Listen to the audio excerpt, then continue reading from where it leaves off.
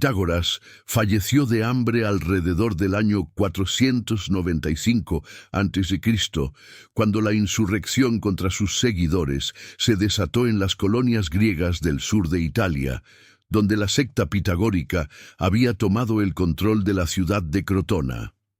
Pitágoras es una de las principales figuras del pensamiento griego. Sin embargo, todo lo vinculado a él se encuentra envuelta en un manto de enigmas y mitos. Solo conocemos de su juventud que provenía de un comerciante o grabador de anillos llamado Mnesarco, quien dejó su Samos natal para iniciar extensos viajes en búsqueda de saber tanto por Grecia como por territorios bárbaros. Las antiguas fuentes magnifican la magnitud de estos viajes y mencionan sitios tan lejanos como Babilonia, Arabia o la India. Sin embargo, es innegable que visitó Egipto, ya que los griegos de aquel tiempo lo veían como el origen de todas las ciencias. Luego de esa fase de formación, retornó a Samos y estableció su primera institución educativa. Se la denominaba Semicírculo de Pitágoras, y era simplemente una cueva en las proximidades de la ciudad, donde dedicaba gran parte del día a sus escasos discípulos, enfocado en la exploración del cielo y en las pruebas matemáticas.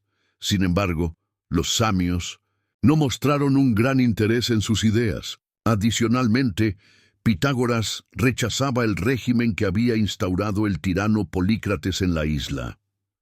La vida de Pitágoras se transformó cuando optó por trasladarse a Crotona alrededor del 530 a.C. Esta pujante ciudad griega del sur de Italia sobresalía por su compromiso con la medicina y las disciplinas atléticas. Una vez que Pitágoras desembarcó, empezó a hablar con los jóvenes en el gimnasio y les dejó una marcada impresión. Esto captó la atención de los líderes locales, quienes lo cuestionaron. Su personalidad les cautivó tan profundamente que lo motivó a hablar con todos los crotoniatas, incluso con las mujeres. Pitágoras en ese momento contaba con aproximadamente 40 años. A pesar de ser serio y de apariencia modesta, tenía una gran habilidad para la amistad y tenía unas maneras repletas de encanto y elegancia, además de una enorme habilidad para persuadir. Rápidamente estableció en Crotona una comunidad de fe y educación que acataba con fidelidad sus pautas. Sin embargo, el profesor no permitía a nadie en su escuela secta. Elaboró un extenso y riguroso proceso de selección que se iniciaba con un análisis fisiognomónico. Después se preguntaba al candidato cómo se relacionaba con sus padres y demás familiares, cómo utilizaba su tiempo libre y qué elementos le provocaban tristeza o alegría. Durante la entrevista se verificaba si reía en momentos inapropiados, si se callaba o si hablaba más de lo necesario. Finalmente, se analizaba su sencillez para recordar. Después de haber superado el examen inicial, el candidato se veía sometido a un periodo de evaluación de 3 años y después debía mantener un silencio de 5 años. Esta última evaluación, la más complicada, garantizaba que los candidatos poseían un carácter dócil y sabían manejarse a sí mismos. En ese periodo asistían a las clases del profesor, pero percibían sus palabras sin presenciarlo, ya que se encontraba escondido detrás de un velo. Estos discípulos eran conocidos como exotéricos, lo que significa los que están fuera del velo, o bien acusmáticos, oyentes. Luego ascendían al nivel superior, donde tenían la oportunidad de ver a Pitágoras y asistir a sus enseñanzas dentro del velo, lo que transmitían por escrito a sus parientes como si hubiesen logrado algo excepcional. Estos discípulos eran llamados esotéricos, o sea, los de dentro del velo o matemáticos, término creado a partir de la raíz griega de aprender, ya que asimilaban con mayor precisión y profundidad los complejos pensamientos y los saberes más profundos del profesor. Pitágoras tenía una gran inclinación por la geometría y la aritmética. Pensaba que los números constituían la esencia de las cosas y tenían la capacidad de explicar todo. Por ejemplo, la música se rige por motivos matemáticos. Pitágoras escuchó el martillear de los herreros en el yunque mientras transitaba por una fragua. De inmediato comprendió que las variaciones en el sonido eran causadas por los distintos pesos de los martillos, y de esta manera descubrió las proporciones numéricas que controlan las escalas musicales. Adicionalmente, Pitágoras alertó que la música ejercía una influencia tranquilizadora en los enfermos y la utilizó con carácter terapéutico. Desarrolló melodías que aliviaban las enfermedades del alma. La música también tenía una conexión con el universo, ya que de acuerdo con Pitágoras, los astros al moverse generaban una suerte de melodía o armonía universal. Ese ruido era tan intenso que nadie, a excepción de él, podía captarlo. Los matemáticos guardaban sus propiedades en un fondo común, ya que no debían clasificar ninguna propiedad como propia. Pitágoras afirmaba: las cosas compartidas entre amigos son comunes, un lema pitagórico que Platón apreció particularmente. La secta disponía de un conjunto de oikonomikoi, o administradores, encargados de administrar dichas riquezas. Además, había ciertas demandas relacionadas con la nutrición. Los fieles veneraban a Pitágoras, y durante su existencia lo denominaban divino. Se inclinaban frente a sus palabras como si fueran un oráculo y veían como un sacrilegio criticarlas. Cuando alguien les solicitaba la explicación de sus pensamientos o de su comportamiento inusual, solo respondían: «Él lo ha expresado». Muchas fueron las señales de la divinidad de Pitágoras. Tenía la habilidad de prever naufragios y sismos. Con solo examinar el agua de los pozos, podía erradicar epidemias y evitar vendavales y granizadas. Podía practicar la bilocación, ya que en un solo día se le observó en 2 sitios simultáneamente dialogando con sus seguidores en Metaponto, cerca de Tarento, en el sur de Italia, y en Tauromenio, una ciudad en la costa de Sicilia. Además, como particular característica física, poseía un muslo de oro que mostraba en ciertos momentos y en el que se imprimía una imagen de Apolo. Sin embargo, Pitágoras nunca exigió honores divinos. Cuando alguien le cuestionaba su identidad, contestaba: un pensador. Él creó ese término que literalmente significa amante de la sabiduría, debido a que reservaba el concepto de sabio, sophos, para la divinidad.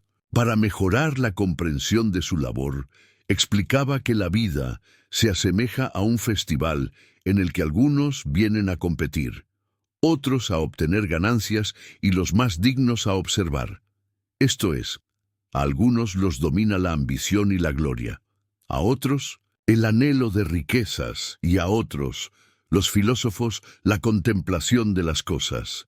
En numerosas urbes del sur de Italia y Sicilia se establecieron colectivos pitagóricos. Los adeptos se identificaban a través de signos ocultos.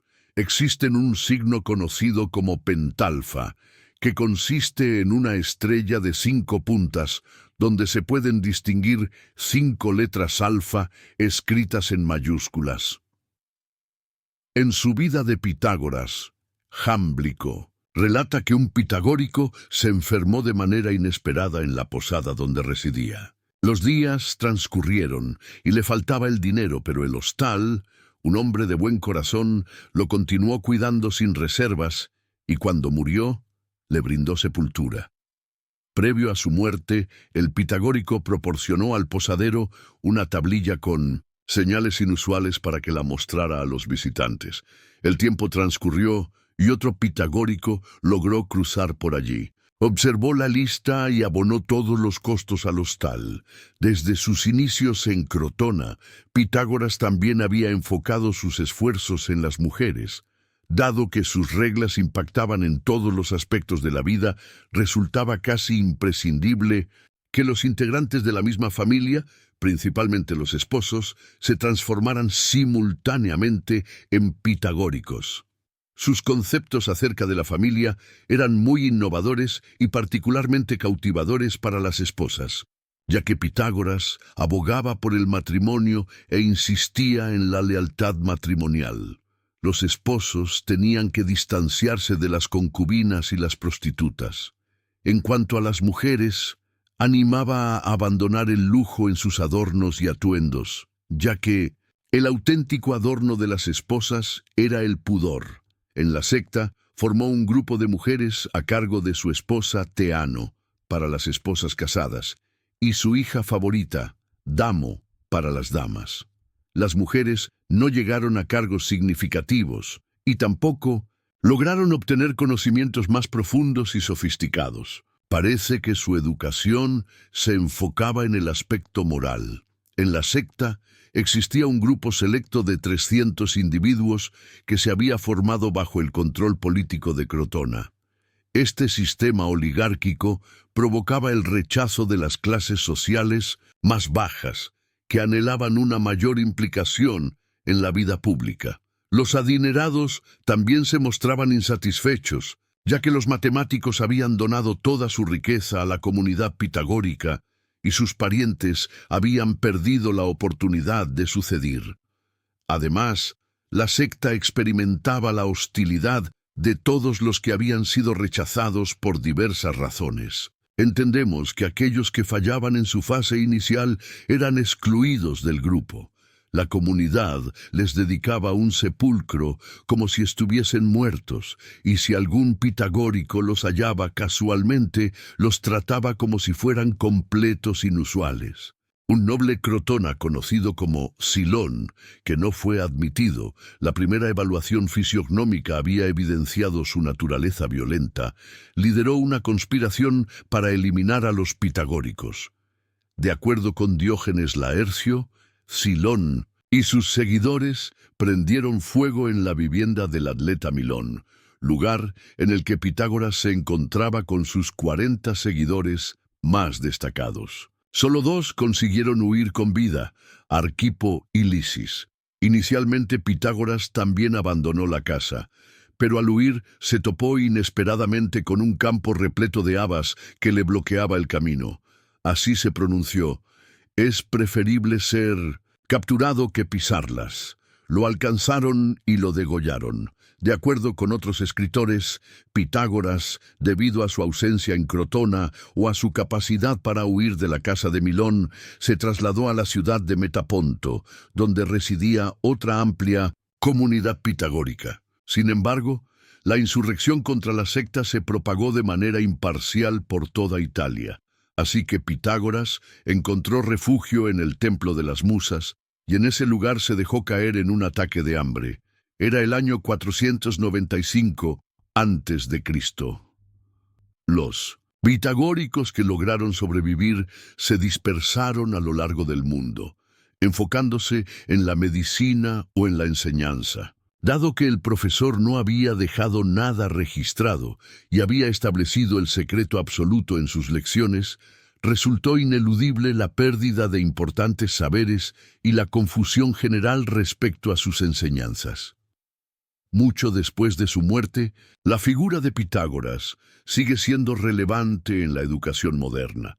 Los estudiantes de matemáticas aprenden sobre él no solo por su teorema, sino porque representa un puente vital entre las ciencias exactas y la filosofía. Su énfasis en la lógica y la razón continúa inspirando a generaciones de pensadores y científicos.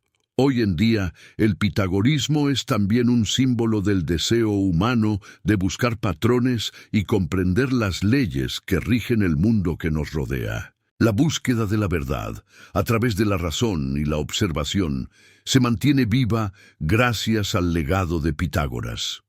Sus enseñanzas aún se estudian y discuten, lo que demuestra que, aunque los siglos hayan pasado, su influencia sigue vigente.